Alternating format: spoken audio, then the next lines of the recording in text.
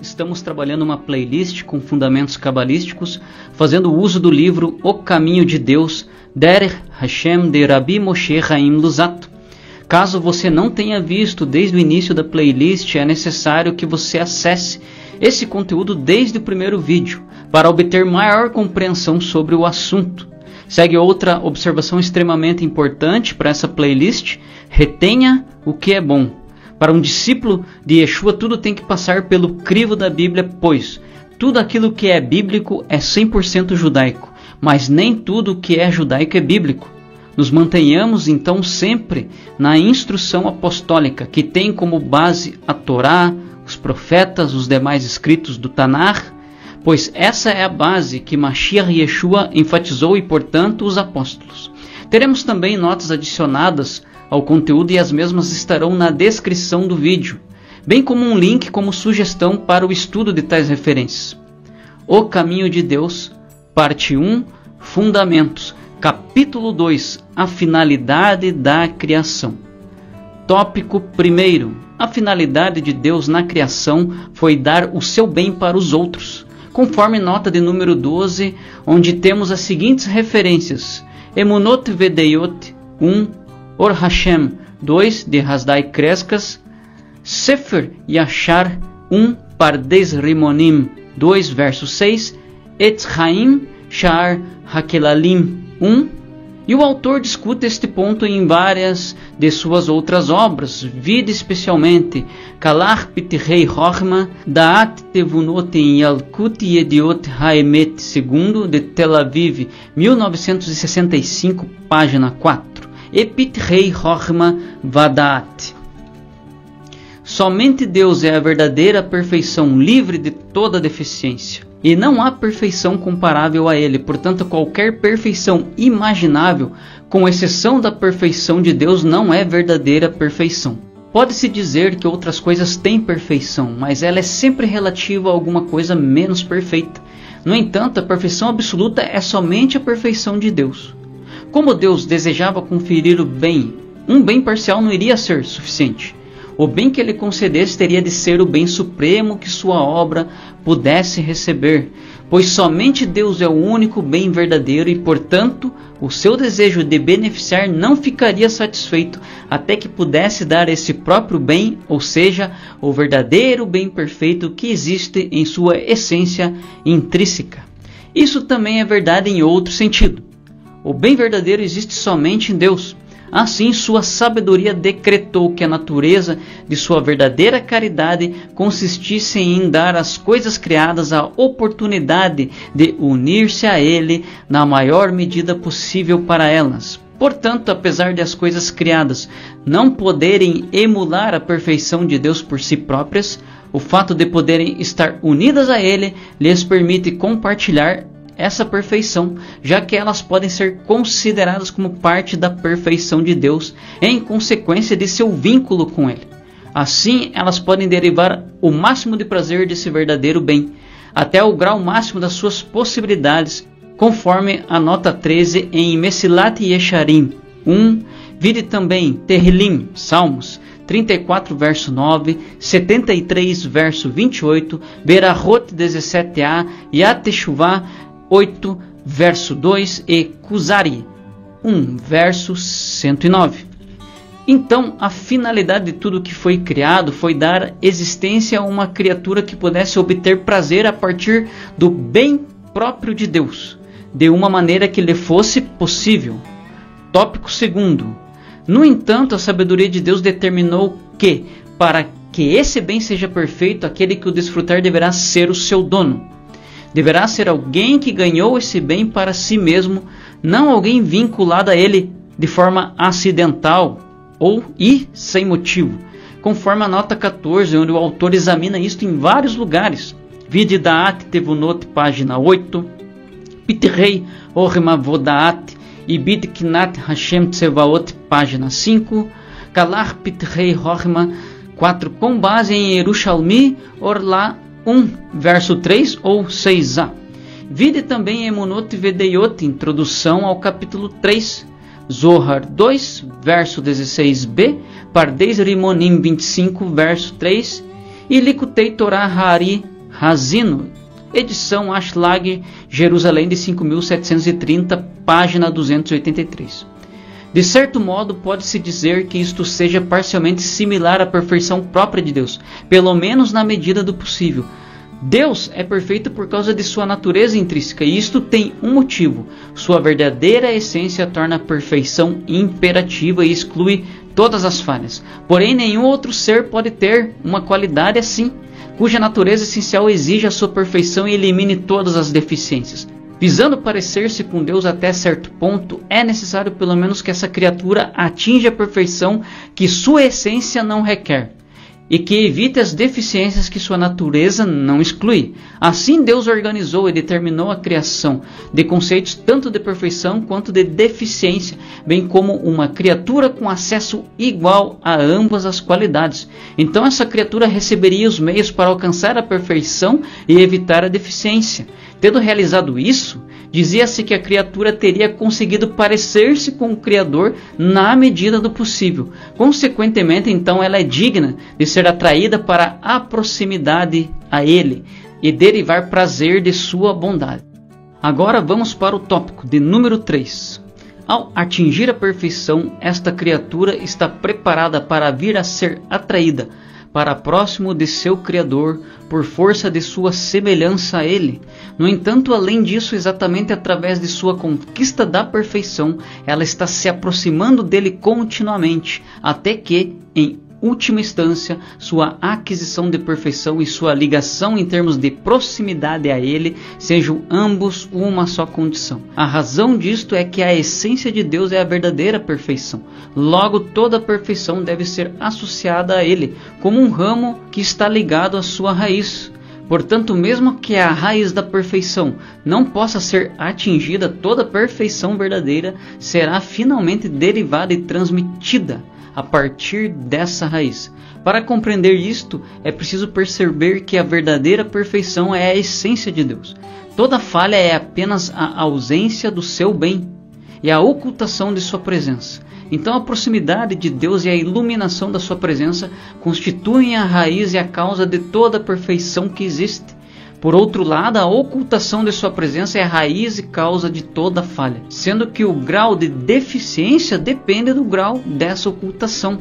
Então essa criatura fica equilibrada entre a perfeição e a deficiência, que por sua vez são resultados dessa iluminação ou ocultação.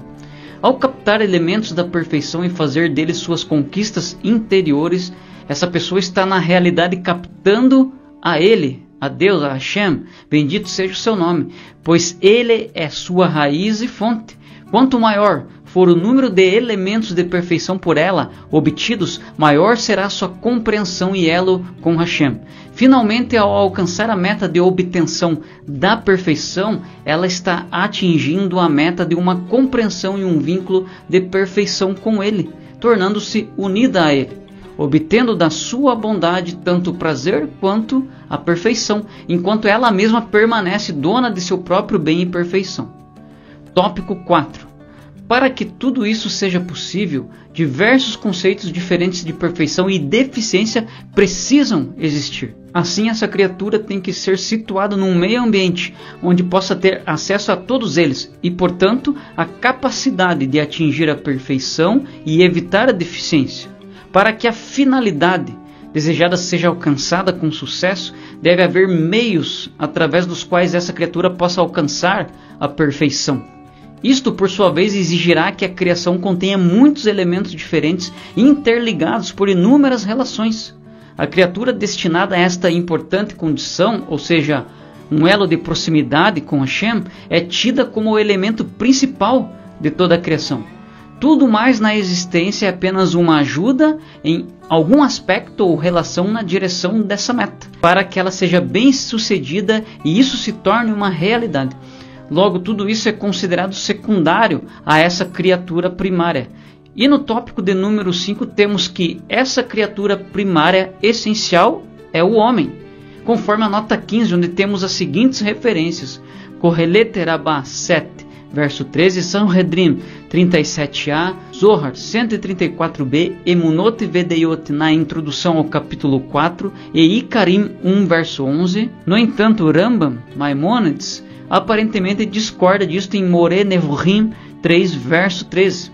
Então todas as outras coisas criadas, estejam elas acima ou abaixo do homem, existem somente por causa dele, para completar o seu meio ambiente através da diversidade de suas qualidades diferentes, adequadas a cada uma delas. Discutiremos isso mais detalhadamente adiante, mas temos a nota 16 com mais referências sobre essas afirmações na descrição do vídeo. Então, os elementos da perfeição através dos quais o homem pode aperfeiçoar-se são as suas faculdades intelectuais e todas as boas virtudes humanas. Por outro lado, as questões materiais e as virtudes humanas ruins são os elementos da deficiência, entre os quais o homem é colocado para atingir a perfeição. O caminho de Deus, parte 1, Fundamentos, capítulo 3, O ser humano. Tópico 1. Como mencionamos antes, o ser humano é criatura criada com o propósito de ser aproximada de Deus.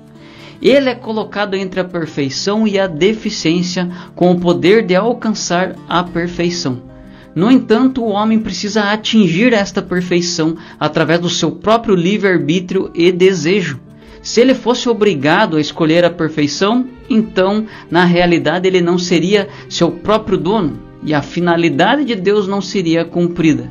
Logo, foi necessário que o homem fosse criado com livre-arbítrio, conforme nota 17. Yad Teshuvah 5, verso 1, Moreh Nevuchim 3, verso 17. Assim, as inclinações do ser humano ficam equilibradas entre o bem e o mal. Ele não é forçado a tomar nenhuma das duas direções. Ele tem o poder de escolha e pode escolher qualquer um dos dois lados, consciente e voluntariamente, assim como pode possuir qualquer um dos dois. Portanto, o homem foi criado com um bom impulso, Yetzer Tov, e um mau impulso, Yetzer Hará. Ele tem o poder de inclinar-se para a direção que desejar. Tópico 2. Para que essa meta fosse melhor realizada, a suprema sabedoria determinou que o ser humano fosse composto de dois elementos. Elementos opostos. São eles sua alma espiritual e o seu corpo físico não iluminado. Cada um deles é atraído pela sua própria natureza, de modo que o corpo inclina-se para a matéria, enquanto a alma tende para o espiritual. Então os dois estão num constante estado de batalha. Se a alma prevalece, ela não somente se eleva, como também eleva o corpo, e consequentemente o indivíduo atinge a perfeição, para a qual está destinado. Pelo contrário, se ele permitir que o físico predomine, então além de rebaixar o seu corpo, ele também estará degradando a sua alma. Tal indivíduo torna-se desmerecedor da perfeição e assim ele se divorcia de Hashem. Todavia, ele ainda tem a capacidade de submeter seu impulso físico à sua alma e ao seu intelecto e assim atingir a perfeição. Tópico 3. A bondade de Deus determinou que exista um limite ao esforço humano necessário para atingir a perfeição. Após este período de esforços estar completo, ele alcança o seu nível de perfeição e então pode desfrutá-lo por toda a eternidade. Portanto, Deus criou dois períodos distintos, um como o tempo da aquisição e o outro como o tempo do recebimento da recompensa. Como regra geral, contudo, aquilo que é pertinente ao bem é sempre maior. Conforme nota 18, que temos as seguintes referências. Sotá 11a, Sanhedrin 100b, conforme Yomá 76a. Assim, o período da aquisição é limitado e não dura além do que a sabedoria de Deus determinou como adequado para a sua finalidade. Por outro lado, o período da recompensa é ilimitado, e o homem continua obtendo o prazer de sua perfeição atingida por toda a eternidade. Tópico 4. Como o período da aquisição e o da recompensa são diferentes, é conveniente que o meio ambiente e as experiências do ser humano sejam diferentes nos dois períodos. Enquanto ele estiver se esforçando para a perfeição, ele deverá permanecer no ambiente contendo os elementos necessários para tal esforço. Assim, o período da aquisição deverá ser um onde existe o máximo possível de desafios e o espiritual e o físico estejam numa luta constante. Neste meio ambiente não poderá haver nada que impeça a matéria de prevalecer e faça o que pode fazer. E de modo inverso, nada poderá impedir que o espírito faça o mesmo. Não poderá existir nada que possa dar a um dos dois uma vantagem injusta, apesar de que pareceria melhor tornar o espírito mais forte que o físico, à luz da verdadeira finalidade do homem do que Deus deseja dele, ou seja, que obtenha a perfeição mediante o seu próprio esforço. Isso não seria nada bom. Todavia, durante o período da recompensa, o oposto exato é válido. Quanto maior fosse a prevalecência do físico, mais ela obscureceria a alma, impedindo a sua aproximação de Deus. Durante o tempo da recompensa, então, será conveniente que prevaleça a alma e que o físico fique completamente submetido a ela, sem restringi-la em absoluto. É por esta razão que Deus criou dois mundos. Este mundo, Olam Hazé, e o mundo vindouro, Olam Rabá. O meio ambiente e as leis naturais deste mundo são necessários para o homem durante o seu período de esforço. O meio ambiente e os princípios do mundo vindouro, por outro lado, são o que é necessário ao homem durante seu período de recompensa. Tópico 5. Entre as coisas de que precisamos nos conscientizar está o fato de o homem ter sido radicalmente alterado como resultado do pecado de Adão. Houve uma grande mudança que transformou em larga escala tanto o homem quanto o seu mundo, acarretando muitas coisas e gerando numerosas consequências. Logo, quando falamos do homem e de seu meio ambiente, precisamos distinguir o seu estado antes desse pecado original e o que veio a existir depois desse pecado. Tópico 6.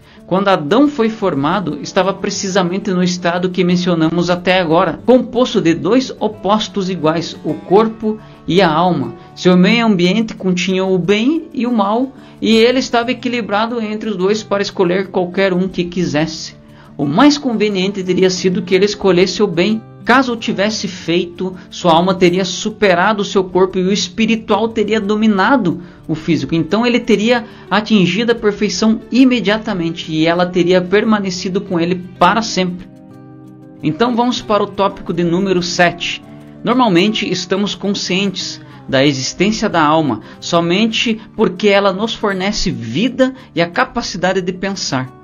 Todavia, é necessário perceber que a alma também tem outra função, que é a de purificar até mesmo a matéria física do corpo. A alma tem o poder de elevar o corpo passo a passo, até que o próprio corpo possa obter prazer da perfeição junto com a alma. Se Adão não tivesse pecado, ele teria sido capaz de atingir isto sem restrições. Sua alma teria purificado seu corpo passo a passo, até ele atingir o nível exigido para participar permanentemente do prazer eterno, conforme a nota de número 19. Vide Kuzari 1, verso 115 ou 77b, Ramban sobre Gênesis 2, verso 17, Rabi Bahia al-Sheikh sobre Gênesis 2, verso 15. Outro sim consta que Adão originalmente não existiu no plano físico. Vide Luktei Torah Hari, edição Ashlak, Jerusalém 5730, página 26.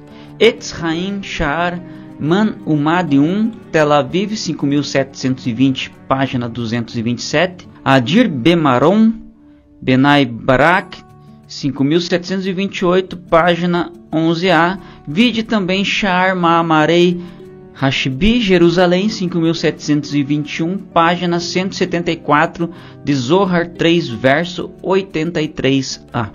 Tópico 8. Porém, quando Adão pecou, tudo sofreu grande alteração. A quantidade de mal que existia inicialmente era apenas suficiente para garantir que o ser humano ficasse num equilíbrio perfeito, possibilitando-lhe a obtenção da perfeição através dos seus próprios esforços. Ao pecar, ele provocou um aumento do mal, tanto em si mesmo quanto em toda a criação, e como resultado tornou-se muito mais difícil atingir esse bem. No começo era muito fácil para o homem vencer suas falhas naturais e atingir a perfeição. A sabedoria suprema tinha organizado as coisas de maneira melhor e mais justa. O único motivo da existência do mal e da deficiência no ser humano era que estes foram feitos partes integrantes de sua natureza quando ele foi criado. Logo, assim que ele abandonasse o mal, escolhendo o bem, imediatamente ficaria desligado de suas falhas e mereceria a perfeição. Maiores esforços não seriam necessários. Todavia, quando Adão pecou, ele próprio ocultou uma grande parte da perfeição e causou o aumento do mal. Assim, o próprio homem tornou-se a causa do mal que existia nele e, portanto, ficou muito mais difícil para ele mesmo abandoná-lo. Ele já não podia merecer a perfeição com a mesma facilidade daquela época, quando não recaía sobre ele a responsabilidade de suas próprias falhas. Então, o esforço exigido para obter a perfeição foi duplicado. Em primeiro lugar, o homem precisou trazer a si mesmo e ao mundo de volta para o estado no qual eles existiam antes do primeiro pecado. Somente depois é que ele poderia se elevar daquela condição para o nível de perfeição que lhe fora destinado. Tópico 9.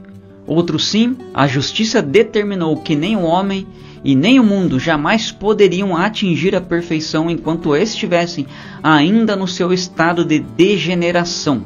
Tanto o homem quanto o mundo estavam em sua forma presente quando provocaram o aumento do mal e, portanto, ambos deveriam passar por um estágio de destruição antes que a perfeição pudesse ser obtida. Assim, o homem precisa morrer e tudo mais que estava corrompido junto com ele precisa ser destruído. A alma não pode purificar o corpo até que o corpo morra e se deteriore, quando então uma nova estrutura é composta, na qual a alma pode entrar purificando-a. De maneira similar, o mundo inteiro tem de ser destruído e parar de existir na sua forma atual, e depois deverá ser renovado num novo estado digno de perfeição.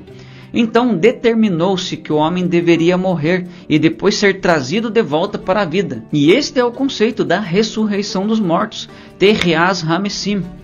O mundo inteiro também deverá ser destruído e posteriormente renovado. Esse é o significado do que os nossos sábios ensinaram ou ensinam. Por 6.000 anos existirá o mundo e durante 1 milênio ficará desolado. No final desse milhar de anos, Deus renovará seu mundo outra vez. Conforme nota 20, onde temos as seguintes referências. Sanhedrin 99a, Ra'avad Yad Teshuvah 8, verso 8, Zohar 1, verso 50b, Zohar 1, verso 128a, Zohar 2, verso 20b, Zohar Hadash 16d. Vide também Nitzotzei Zohar 2, verso 10a e capítulo 10. Porém, o Rambam, em Moreh Nehovim 2, verso 29, sustenta que esta é uma opinião pessoal e que ela não deve ser aceita literalmente. Portanto, o tempo e o lugar verdadeiros da recompensa serão após a ressurreição nesse mundo renovado, conforme nota 21. De referências, Emunot Vedeiot 9, verso 6, Nitzotzei Zohar, como citado no Kadish, que é dito após a sepultura, constando o seguinte: no mundo que Hashem renovará, revivendo os mortos e inaugurando o mundo vindouro. Então o homem gozará da sua recompensa, tanto com o seu corpo quanto com sua alma. O corpo será purificado pela alma e assim ele também estará num estado adequado para desfrutar esse bem. Tópico 10. Todas as pessoas não haverão de ser iguais nesse tempo da recompensa. Elas atingirão níveis diferentes dependendo do seu trabalho, do seu empenho, para conseguir a perfeição neste mundo de esforços e de luta, conforme nota de número 22, onde temos Bavá Batra 75a, Vaikra Rabá 30, verso 2, Yerushalmi Hagigá 2, verso 1 ou 9a, Midrash Tehillim 11, verso 7, Sifri 10 sobre Deuteronômio 1, verso 10, Emunot Vedeiot 9, verso 7, Rambam, Perek HaHatzlachá 3, página 12, Sefer Hassidim 166, 365 e Mesilat Yesharim 4. Vide também Zohar, versos 39a, 130a, 215a, 231b e Zohar 2, verso 246b e 3, verso 196b. Isso determinará a medida na qual a alma poderá irradiar e assim purificar e iluminar o corpo, para que ambos possam obter a excelência e a elevação. Por sua vez, isto delimitará quão merecedores eles são de aproximar-se de Hashem, gozando da sua luz e desfrutando seu verdadeiro bem. Tópico 11. Uma vez que a obrigatoriedade da morte do ser humano já foi determinada, corpo e alma deverão permanecer separados até chegar o tempo de serem novamente reunidos. Durante esse período de separação deverá existir um local adequado para cada uma das duas partes separadas. Assim, o corpo retorna ao seu elemento, decompondo-se e perdendo sua forma. Como o corpo originou-se do pó, ele deve voltar ao pó. E foi isso que Deus disse a Adão, em Bereshit 3, verso 19. Tu és pó e ao pó deves voltar. Contudo, uma alma digna somente tem de esperar o tempo, quando o que estiver de ser feito com o corpo ressuscitado já terá sido feito. O corpo deve sofrer a deterioração e a decomposição, permanecer na terra pelo espaço de tempo conveniente e finalmente ser reconstruído novamente, para que a alma possa entrar nele outra vez. Durante esse tempo intermediário, no entanto, a alma também precisa de um lugar. E é por esta razão que Hashem preparou um mundo das almas, conforme a nota de número 23, onde temos mais de 10 referências. Ficaria muito pesado citar cada uma delas aqui, mas todas se encontram na descrição do vídeo. Quando uma alma deixa seu corpo, ela entra nesse mundo das almas e ali fica, num estado de repouso, enquanto o corpo fica submetido ao que é necessário. Durante esse período, a alma experimenta um sublime deleite. Seu nível no mundo das almas também é determinado pelas suas realizações, da mesma forma como será em sua recompensa final. No entanto, a verdadeira perfeição destinada aos que são dignos da mesma não é atingida somente pelo corpo ou pela alma, mas por ambas as partes combinadas após a ressurreição, conforme as referências da nota 24 deixadas na descrição deste vídeo. Pelo fato de serem muitas referências, não citarei também.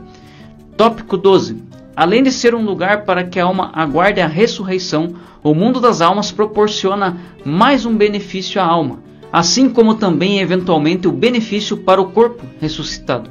Por causa do pecado de Adão, foi determinado que o ser humano pudesse atingir a perfeição somente após a morte, mesmo que as suas ações possam ser tais que ele tenha se tornado merecedor dela enquanto ainda estava vivo. Porque sem vida neste mundo o homem nunca a atingiria em absoluto, já que o único tempo para conseguir a perfeição ou galgá-la é neste mundo antes da morte. Como resultado desta determinação, o corpo deve permanecer imerso no mal neste mundo, nunca podendo desvincular-se completamente dele.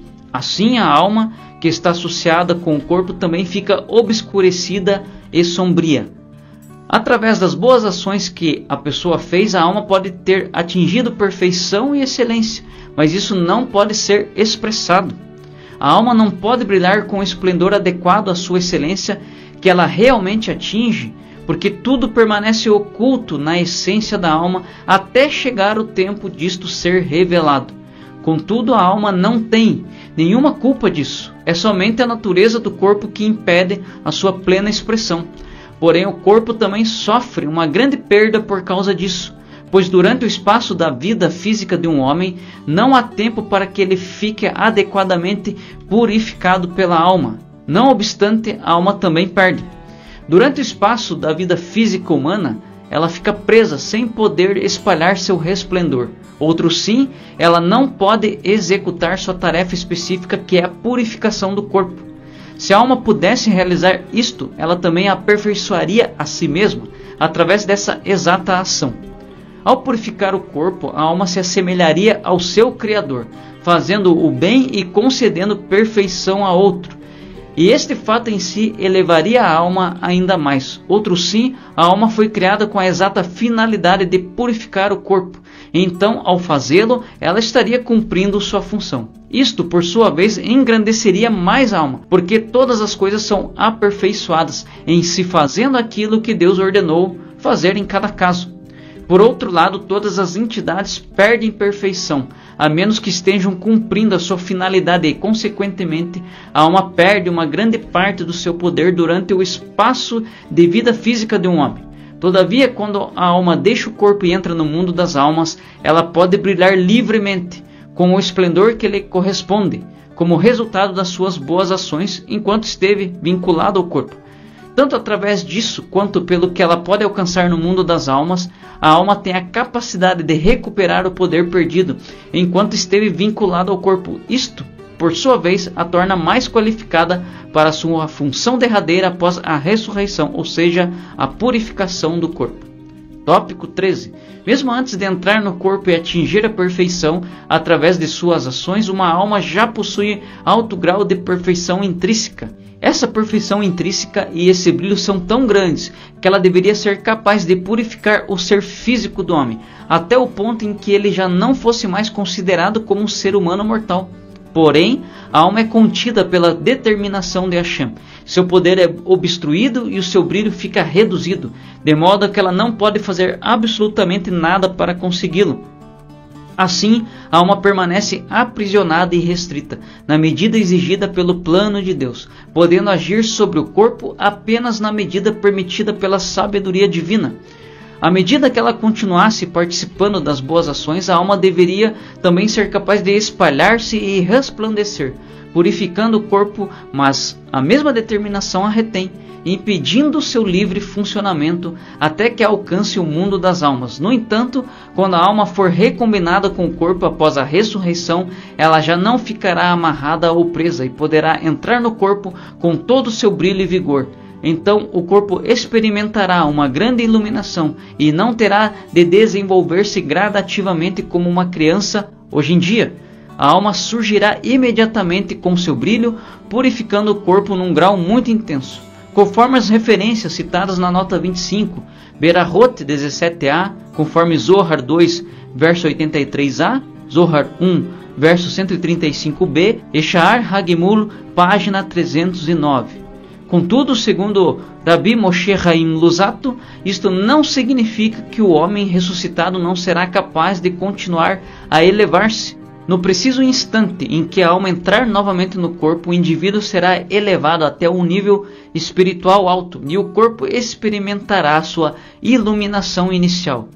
Nesse ponto, o corpo ficará imediatamente num nível mais alto daquele que jamais poderia ter atingido durante sua primeira vida ou a sua vida nesta era. O grau de iluminação dependerá das boas ações do indivíduo durante sua primeira vida e, de acordo com elas, ele será situado num nível adequado entre aqueles merecedores de gozar dessa derradeira perfeição. Todavia, esse nível não é permanente e o ser humano completo, feito de corpo e alma, ainda será capaz de elevar-se em relação ao nível inicial no qual ele se encontra. Conforme as referências de nota de número 26, que consta que os sábios não têm descanso nem neste mundo, nem no próximo, conforme Berahot 64a e Emunot Vedeiot 9, verso 10. O caminho de Deus. Parte 1. Fundamentos. Capítulo 4. A responsabilidade humana. Tópico 1. A condição do ser humano neste mundo depende de duas coisas. Em primeiro lugar, está na sua própria natureza, que consiste nos elementos de seu ser com sua estrutura. Em segundo lugar, o seu meio ambiente e tudo que é relativo a ele. Tópico 2. Como já foi mencionado antes, o homem é composto de dois opostos, um corpo e uma alma. Porém, é óbvio que no homem o elemento físico domina e sua influência é muito mais forte. Quando um indivíduo nasce, ele é quase que completamente físico, com a sua mente exercendo uma influência muito pequena, mas à medida que amadurece, sua mente paulatinamente vai adquirindo maior influência, dependendo da natureza do indivíduo. Todavia, até mesmo depois de um indivíduo ter atingido sua maturidade, o elemento físico não cessa de exercer influência, nem deixa de conduzir o indivíduo na direção de sua natureza. A única maneira que ele pode vir a superar o físico será crescendo em sabedoria, adquirindo experiência sobre o seu corpo e vivendo dentro dos seus limites. Assim ele será capaz de vencer sua natureza física, controlar os seus desejos com firmeza e fortalecer-se para acompanhar o seu intelecto. Contudo, o núcleo desses conceitos visíveis deve-se ao fato de o pecado e a escuridão existirem, fazendo parte da própria natureza intrínseca do mundo físico. Portanto, o elemento físico fica no polo oposto da direção daqueles que estariam dispostos a aproximar-se de Deus e experimentar a sua santidade. Apesar de a alma ser intrinsecamente pura e sublime, logo que se une com o corpo físico e fica envolvida com o mundo material, ela acaba se separando de sua verdadeira natureza, sendo encaminhada para algo que é o seu exato oposto. Enquanto a alma permanece no corpo, ela é prisioneira de uma força restritiva e, a menos que possa vencer essa força, não poderá agir livremente. Deus determinou que essa combinação de corpo e alma deve ser essencialmente permanente. Apesar de os dois se separarem na morte, trata-se apenas de um estado temporário, cuja existência dura somente até a ressurreição. Após a ressurreição, corpo e alma devem coexistir para sempre. Assim, a alma precisa ser capaz de trabalhar, fortalecer-se, enfraquecer gradativamente o poder obstrutor do físico e, deste modo, trazer iluminação para o corpo. Então, o corpo torna-se capaz de elevar-se junto com a alma, de maneira que ambos podem experimentar a luz suprema. Este é o exato oposto da condição humana atual, na qual a alma está ofuscada e deprimida por causa do corpo. Todavia, enquanto está neste mundo, o homem se encontra num estado em que sua natureza física é muito forte. Uma vez que o físico é opaco e não desprovido de conhecimento, o homem existe num estado de grande obscuridade, afastado do estado de proximidade de Deus que lhe é digno. Por isso o homem precisa se esforçar ao máximo para conseguir que sua alma supere o seu corpo, visando melhorar sua condição e elevar-se até o estado que lhe é direito. Tópico 3. O meio ambiente do homem e tudo nele contido também são de natureza física, repletos de trevas. Porque dizem respeito a esse meio ambiente, também suas atividades podem ser somente físicas. Por causa de sua natureza física, a própria constituição do ser humano força-o a empreender essas ocupações terrenas. Para ele é impossível viver sem comer, beber e outras funções fisiológicas essenciais. Assim, ele também precisa ter propriedades e possessões mediante as quais satisfará a essas necessidades. Então, em consequência de seu corpo, meio ambiente e atividades, o ser humano está enterrado no físico e submerso em trevas. Enquanto for obrigado a buscar as coisas materiais, lhe serão necessários um grande esforço e uma luta vigorosa, caso almeje ascender no sentido de elevar-se, caso almeje elevar-se a um estado de maior iluminação. Tópico 4. Contudo, o plano mais profundo da sabedoria de Deus foi organizar as coisas de modo tal que, apesar do homem ter de estar submerso no físico, ele pudesse ser capaz de atingir a perfeição através de suas atividades mundanas, atividades cotidianas, e do próprio mundo físico. É exatamente através desses que ele atinge um estado puro e sublime, e assim, exatamente, a sua inferioridade é que o eleva. Conforme a nota de número 27, onde temos as seguintes referências: Zohar, verso 245b, Emunot Vedeyot 6, verso 4 e Pardes Rimonim 31, verso 5. Pois o homem, quando transforma a escuridão em luz e as sombras mortais em brilho resplandecente, torna-se capaz de atingir a excelência e glória sem par, conforme a nota 28, que está em Zohar, verso 42. Isso resulta do fato de que Deus organizou e circunscreveu as maneiras pelas quais o homem deveria utilizar o mundo e as suas criaturas de acordo com seus propósitos. Quando o homem aceita e executa dentro dos limites, disposições e intenções ordenadas pelo Criador, então as próprias atividades terrenas tornam-se atos de perfeição. Através delas, o homem pode incorporar em si mesmo a perfeição e grande excelência e, consequentemente, elevar a si próprio e superar sua condição de inferioridade. A sabedoria suprema levou em conta todas as categorias das falhas humanas naturais, bem como os conceitos de verdadeira excelência e autêntico valor necessários ao homem para tornar-se digno de se aproximar de Deus e desfrutar seu bem. Levando tudo em conta, Hashem estabeleceu padrões e restrições, mediante os quais tudo o que é excelente deveria ser incorporado no homem e tudo o que o separa de Deus removido. Se não fosse pela determinação de que o ser humano deve morrer, essas ações possibilitariam a alma fortalecer-se e expulsar a opacidade do corpo até o ponto em que a alma fosse capaz de iluminar e purificar o corpo completamente. Ambos, juntos, poderiam então ser elevados até um estado de proximidade de Deus. Todavia, em virtude de determinação, isso não pode ser feito num único estágio. A alma ainda se fortalece através dessas observâncias e o corpo está num estado de iluminação latente, apesar dessa iluminação não poder ser realizada imediatamente. Consequentemente, o que o homem alcança dessa maneira é um potencial estado de perfeição e, no tempo certo, esse potencial é posto em prática. Tópico 5. Esses padrões e restrições são os mandamentos de Deus. Eles incluem ordens positivas e proibições. A finalidade de cada mandamento é possibilitar ao homem atingir e incorporar em si mesmo um nível particular de verdadeira excelência ou remover uma área de deficiência e escuridão. Consegue-se isso fazendo o que os mandamentos exigem e evitando o que proíbem. Porém, a natureza e os detalhes de cada mandamento individual são baseados em todos os aspectos da verdadeira natureza e caráter humanos, assim como nos da perfeição necessária. Então, cada coisa tem as suas condições e limites, como exigido para que o ser humano atinja sua perfeição. A sabedoria suprema sabe de tudo isto, assim como conhece a verdadeira natureza e finalidade de tudo o que existe. Logo, Deus levou tudo em consideração e incluiu tudo o que é necessário nos mandamentos da sua Santa Torá. Assim foi escrito em Deuteronômio 6, verso 24. Deus nos mandou seguir todas essas regras, que Ele possa nos conceder o seu bem. Vamos agora para o tópico de número 6. Ora, o propósito fundamental de todo serviço e culto religioso consiste em manter o ser humano constantemente consciente do seu Criador. Ele deve perceber que foi criado para o desígnio exclusivo de ser aproximado do seu Criador e por esta razão foi colocado neste mundo somente para vencer seu impulso para o mal e submeter-se ao seu Criador mediante o poder do intelecto.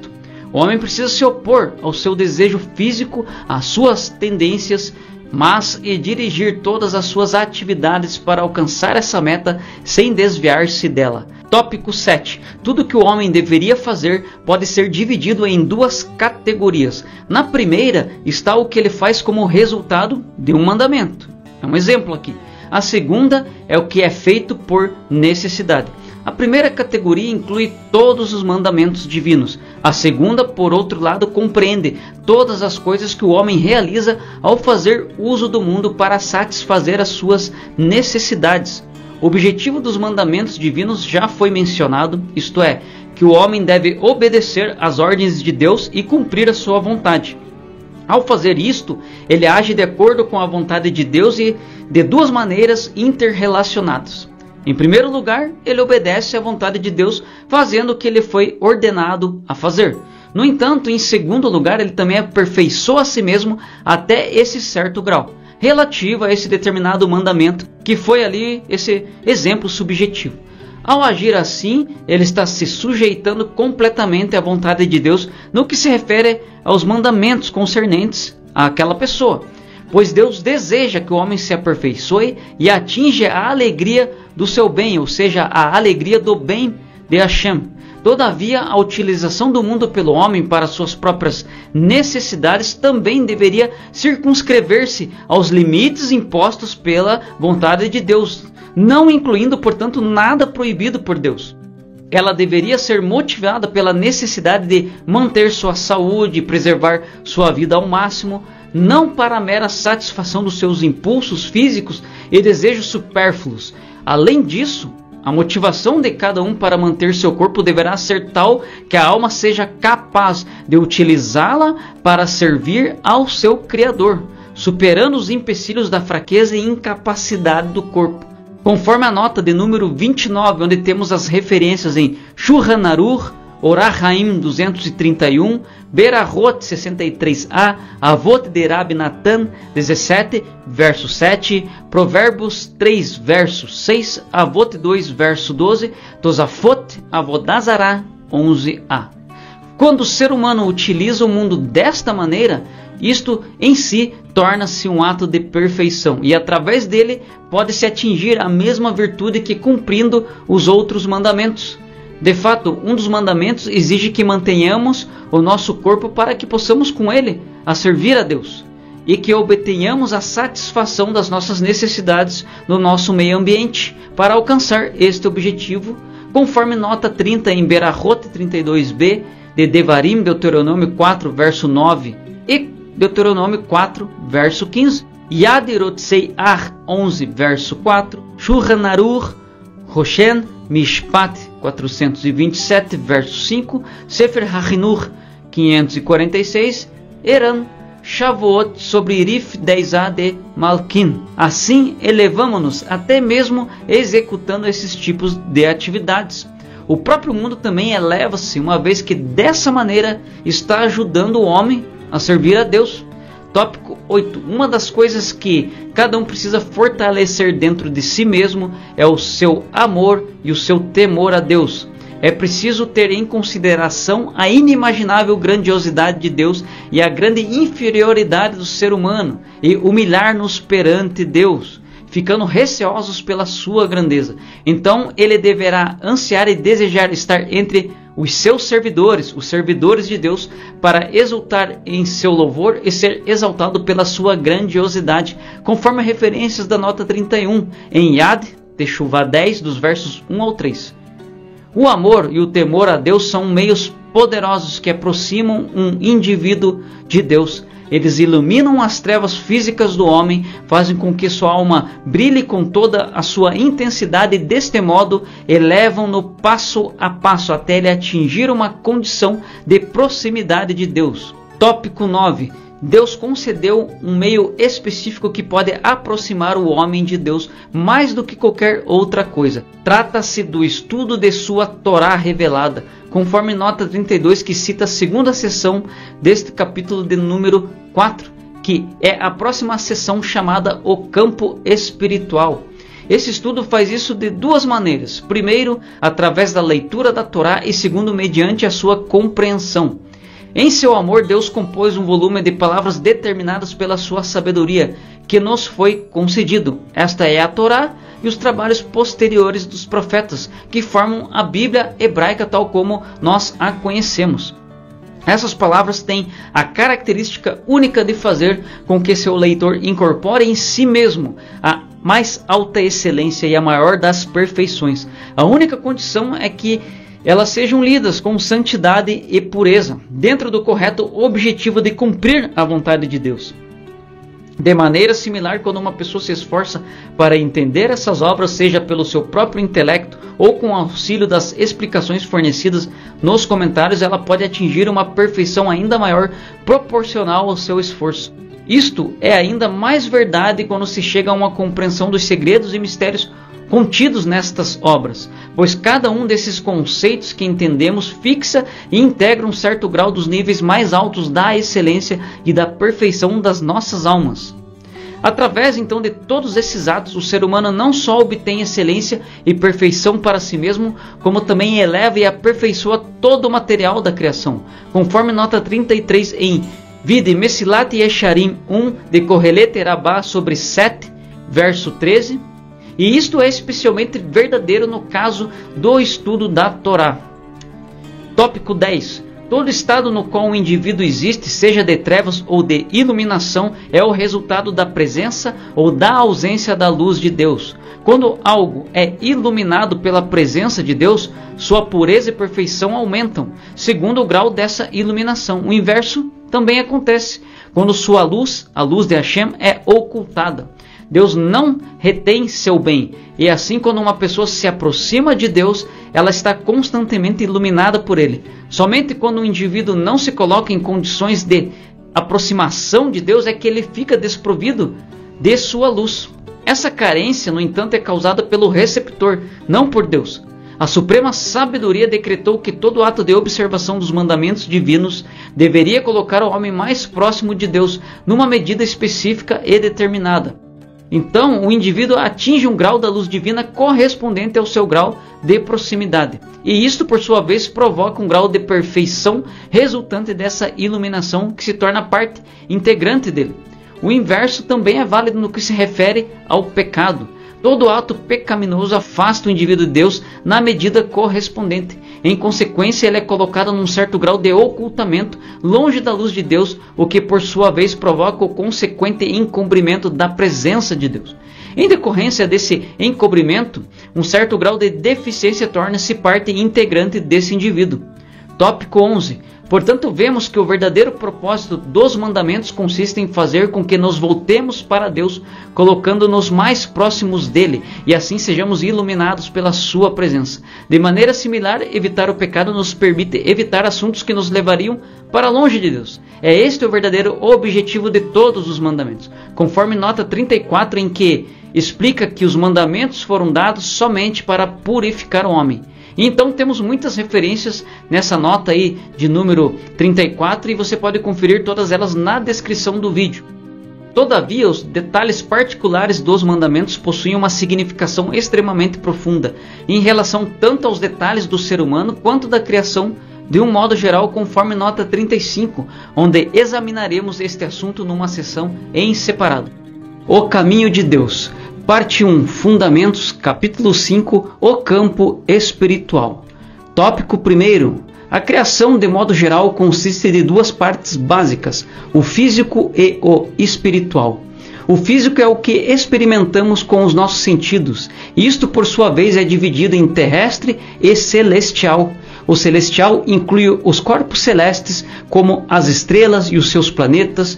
O terrestre inclui o que está na esfera inferior, a terra, a água e a atmosfera, e todas as coisas detectáveis neles contidas, conforme nota de número 36. O espiritual é composto por todas as entidades que não são físicas e que não podem ser detectadas por meios físicos. Elas, por sua vez, estão divididas em duas categorias, almas e seres transcendentais. As almas compreendem uma classe de entidades espirituais criadas para serem colocadas dentro dos corpos físicos. Elas existem para ficarem unidas e fortemente ligadas a esses corpos, agindo sobre eles de forma a desempenharem várias funções neles em diferentes períodos. Os seres transcendentais compreendem uma classe de entidades espirituais que não estão destinadas a serem associadas a corpos físicos. Eles estão divididos em duas categorias. A primeira categoria é composta pelas forças, Kohot, forças, e a segunda pelos anjos, conforme a nota 37 que está na descrição do vídeo, com muitos detalhes sobre esse tema. Esses seres transcendentais também existem em diferentes níveis, cada um deles dentro de uma natureza inerente, dependendo de seu nível e posição em um esquema geral. A variação entre estes seres é tão grande que cada grupo pode ser considerado como pertencente a uma espécie diferente numa classe geral. Essa classe geral é a angélica. No entanto, há outra classe como que intermediária entre o espiritual e o físico. Ela consiste nas entidades que não podem ser detectadas por meios físicos e não estão restringidas pelos limites e as leis da matéria detectável comum. Por este motivo, elas poderiam erroneamente ser consideradas espirituais. Contudo, a sua essência é muito diferente daquela da classe angélica, apesar de serem parecidas com ela em alguns aspectos.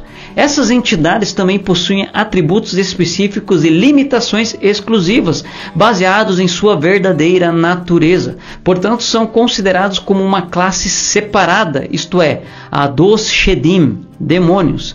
Para um aprofundamento, acesse a nota 38 na descrição do vídeo. Essa classe também contém alguns tipos individuais, onde cada tipo pode ser considerado como uma espécie separada, pertencente à classe geral dos Shedim. Porém, de todas as coisas que existem, somente e exclusivamente o ser humano é composto de dois opostos absolutos, isto é, uma alma espiritual e um corpo físico. Nada mais em toda a criação tem essa qualidade em comum com ele. Precisamos tomar cuidado então para não considerarmos de forma errada outros animais como sendo iguais ao homem neste sentido. Apesar deles poderem ter uma alma, a dos animais não é uma entidade espiritual, apesar do fato de que a alma de um animal pode ser a mais etérea de todas as entidades físicas. Ela não faz parte do âmbito espiritual, conforme nota de número 39. Então o ser humano também é uma criatura viva e, portanto, também tem uma alma animal similar. Contudo, além dessa alma animal, o ser humano também tem uma alma transcendental. Essa alma transcendental é uma entidade separada, completamente diferente do corpo e muito afastada do físico. É unicamente através da determinação de Hashem que as duas então estão unidas, visando a finalidade esboçada nos capítulos anteriores. Vide nota de número 40. Tópico 2. Estamos muito conscientes das coisas físicas e suas propriedades e leis naturais são bem conhecidas por todos nós.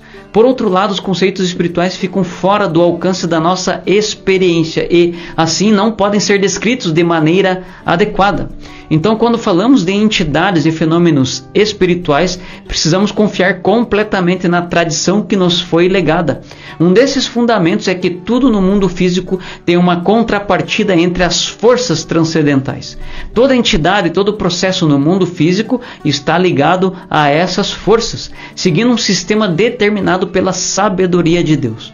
Logo, essas forças são as raízes de todas as coisas físicas, e tudo o que está no mundo físico é uma ramificação e resultado dessas forças. Consequentemente, os dois estão ligados como os elos de uma corrente. Também sabemos pela tradição que todas as entidades e processos físicos estão sob a responsabilidade de algum tipo de anjo. Veja a nota 41 em todos os seus detalhamentos sobre isso na descrição deste vídeo.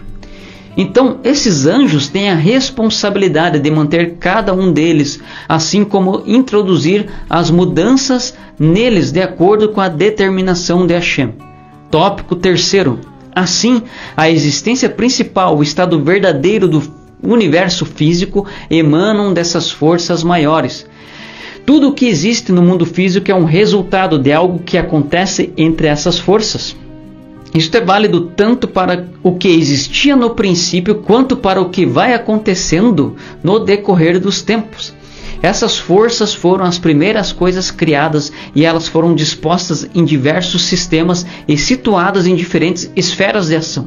Tudo o que veio depois foi resultado disso, seguindo regras desejadas por Deus, que ligaram essas forças ao mundo físico.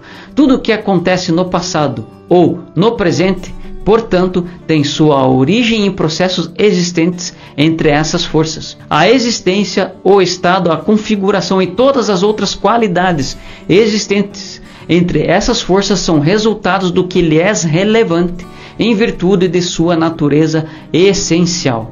A existência, estado, organização e outros fenômenos referentes às coisas físicas, por sua vez, dependem do que lhe é transmitido e refletido por essas forças, seguindo a natureza essencial dessas entidades físicas. Tópico 4. De acordo com esse princípio, todo fenômeno físico origina-se entre essas forças supremas. No entanto, existe uma exceção a esta regra, e ela inclui todas as coisas que dependem do livre-arbítrio do ser humano. Hashem quis que o homem fosse capaz de escolher livremente entre o bem e o mal, e assim fez o homem absolutamente independente em relação a isso. Assim o homem recebeu o poder de exercer sua influência sobre o mundo e sobre as suas criaturas, de todas as maneiras desejadas pelo seu livre-arbítrio. Portanto, o mundo contém duas influências gerais opostas. A primeira é o determinismo natural, a segunda é o indeterminismo. A influência determinística é dirigida de cima para baixo, enquanto a do indeterminismo é dirigida de baixo para cima. Isto porque a determinística é a influência que parte das forças supremas e, por conseguinte, quando ela é dirigida para o mundo físico, ela está sendo dirigida para baixo. Pelo contrário, a influência do indeterminismo resulta do livre-arbítrio do homem aqui, no mundo físico. Sendo o homem as suas ações físicas, a única influência direta que ele pode exercer é sobre coisas físicas. Contudo, em uma função da ligação entre o mundo físico e as forças supremas, toda vez que uma coisa física é influenciada, ela passa a ter efeito sobre sua contrapartida entre essas forças. Como as ações do ser humano no mundo inferior são o que influenciam essas forças no mundo superior. A influência do homem, então, é chamada de ascendente. Assim, ela é exatamente o oposto das influências determinísticas naturais, conforme a nota de número 42, onde temos as referências de Nefesh HaHaim 1, verso 3, Vide Eihá Rabbah 1, verso 35, Zohar 1, verso 5a e Etz Haim Sha'ar Mati Velomati 2. Contudo, é necessário saber que até mesmo as ações humanas não são todas elas resultado de um livre-arbítrio. Se bem que isto seja válido para a maior parte de suas ações, há algumas que resultam de um decreto divino que o compensa ou o pune, assunto este que discutiremos detalhadamente numa das sessões seguintes, conforme nota 43. Então esses decretos realizam-se do mesmo modo que outros fenômenos naturais, onde a influência é dirigida para baixo pelas forças supremas. Todavia, até mesmo nesses casos, os elementos resultantes do livre-arbítrio próprio de cada indivíduo ainda são dirigidos para cima da maneira que já mencionamos outrora. Tópico 5. Deus organizou as coisas de modo que toda a matéria pertencente ao campo do livre-arbítrio humano seja capaz de afetar as forças transcendentais através de sua influência indeterminista, de acordo com a medida e o grau estipulados pelo próprio Deus. Isso é verdadeiro não apenas para as ações humanas, como também para a sua fala e seus pensamentos. No entanto, a quantidade e o grau dessa influência não pode exceder os limites determinados e circunscritos pela sabedoria suprema. Tópico de número 6. Entretanto, toda a influência indeterminista também produz influências deterministas. Quando as forças supremas são influenciadas pelo livre-arbítrio humano, elas, por sua vez, influenciam as coisas físicas, que estão inerentemente ligadas a elas. Mas todos esses processos seguem muitas leis detalhadas da maneira determinada pela sabedoria suprema, a sabedoria de Deus, como a melhor para toda a criação. Tanto os caminhos pelos quais a influência do ser humano atinge as forças supremas, quanto a maneira pela qual essas forças reagem em relação ao mundo físico, todos eles dependem de muitos fatores. Tudo isto constitui o profundo mistério de como a providência de Deus funciona e realiza tudo o que foi e será. Tópico 7. Como mencionamos antes, a sabedoria de Deus determinou que tanto o bem quanto o mal existam no mundo, conforme a nota de número 44. Como todas as outras coisas, esses conceitos devem começar entre essas forças fundamentais para depois terem efeitos no mundo físico. A sabedoria de Deus dispôs as forças transcendentais, as raízes de tudo o que foi criado, e colocou-as numa ordem e num sistema nos quais seria possível que a elas pertencesse a retificação, tikkun, ou o dano, kilkul. Portanto, elas têm estados que são bons e estados que são ruins. A essência de um estado do bem é quando uma força tem a capacidade de ser iluminada pela luz da presença de Deus. O estado oposto é aquele que carece dessa capacidade e no qual, por conseguinte, essa luz é impedida de iluminar uma determinada força. O resultado da retificação dessas forças é tudo de bom que existe no mundo físico. O seu inverso é o seu oposto. Tópico 8. É necessário perceber que a verdadeira causa de tudo o que é bom, seja entre as forças ou os seus efeitos, é a luz da presença de Deus. A causa de todo mal, por outro lado, é a ausência dessa luz. Todavia, no que se diz respeito ao bem, Deus é considerado sua causa real, tanto em geral como em particular. Por outro lado, Deus não é considerado a causa direta do mal. E nos ensinam que Deus não relaciona seu nome ao mal, conforme a nota de número 45. Não obstante, Deus ainda é a causa indireta até mesmo do mal, porque a causa real do mal é a ausência do bem. E então o mal resulta da ausência da luz divina e do ocultamento da sua presença. Nem proibições, nem limites podem fazer obstáculo à onipotência de Deus. E, portanto, não há nada que o impeça de criar até mesmo o mal, se ele assim desejar.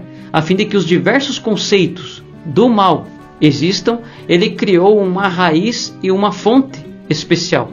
A finalidade da fonte do mal foi dar origem a conceitos particulares na medida julgada como necessária pela sabedoria suprema, para que tanto o homem quanto o mundo estivessem no seu estado desejado. Com referência a esta fonte do mal, as Escrituras declaram em Isaías 45, verso 7, Deus forma a luz e cria a escuridão, faz a paz e cria o mal, conforme o comentário que temos na nota de número 46, onde diz que a palavra criar sempre se refere à criação de alguma coisa do nada, e portanto o fato de o versículo dizer cria o mal indica que isso não é algo que existia antes em Deus. Vide Bahir 13, Moreh Nevuchim 3, verso 10, Kalach P'tchei Chochma 30, 24b, e em termos cabalísticos, esta é a clipá, casca, ou citra ahra, outro lado. Essa fonte do mal inclui então muitas forças diferentes, a partir das quais se originam todos os conceitos da deficiência e do mal. Ela pode afetar o corpo e a alma juntos, em todas as suas categorias mais diversas, e este ponto será examinado melhor na segunda sessão, conforme nota de número 47. Em geral, a atividade dessas forças do mal, tanto individualmente como um todo, depende da medida na qual a luz divina está ausente e sua presença então fica oculta. Quanto maior for sua ausência de luz, maiores serão a autoridade e o poder que essas forças terão de exercer em geral e em especial. Quando as forças do mal ganham poder e autoridade, a força do bem então é enfraquecida. E aquelas forças que constituem as raízes de todas as coisas criadas são danificadas. Isto, por sua vez, enfraquece as forças e os seus ramos derivados, que são as coisas físicas ligadas a elas. Por outro lado, quando essas forças do mal são subjugadas e desprovidas de sua autoridade e poder para agir, o bem fica fortalecido. Então as raízes de todas as coisas criadas são retificadas e dispostas em boa condição para que tanto elas quanto os seus ramos fiquem fortalecidos. Portanto, tudo depende do fortalecimento dessas forças, sejam elas os conceitos do bem e do mal, a batalha entre o físico e o espiritual ou outras questões de perfeição e deficiência. Quando a força do bem ou a do mal adquirem poder, suas qualidades e efeitos influenciam todas as coisas criadas, através de suas raízes e dos seus ramos. Por outro lado, quando uma delas é subjugada, sua atividade é anulada, e seus atributos e efeitos são removidos das raízes e ramos de toda a criação. Tópico 9. Existem muitos níveis entre as qualidades dessas forças do mal e o que resulta delas. De um modo geral, seus efeitos são denominados corrupção, tumá, escuridão, poluição, zohamá, mundano, rolo e similares. As coisas resultantes da iluminação pela presença de Deus, por outro lado, são chamadas santidade, pureza, luz, brachot, bênçãos, etc. Essas são todas as categorias gerais. Contudo, ao considerarmos seus elementos, somos capazes de distinguir as categorias e os detalhes dessas classes gerais. Em torno disto, gira toda a providência de Deus, mediante a qual ele dirige o seu mundo. Todavia, para cada um desses conceitos, existem agentes ou inspetores, pertencentes à classe geral dos anjos, nomeados para levá-los à prática no mundo físico. Isto é válido tanto para os conceitos bons quanto para os seus opostos. Esses agentes angelicais são os servos de Deus obedientes à sua palavra, conforme nota 48 que cita Tehillim, Salmos 103, versos 20 e 21. Assim Deus quis e organizou as coisas de modo que os seus decretos fossem traduzidos em ações através dos anjos, cada um deles em sua própria área de influência designada. Continuamos em um próximo vídeo.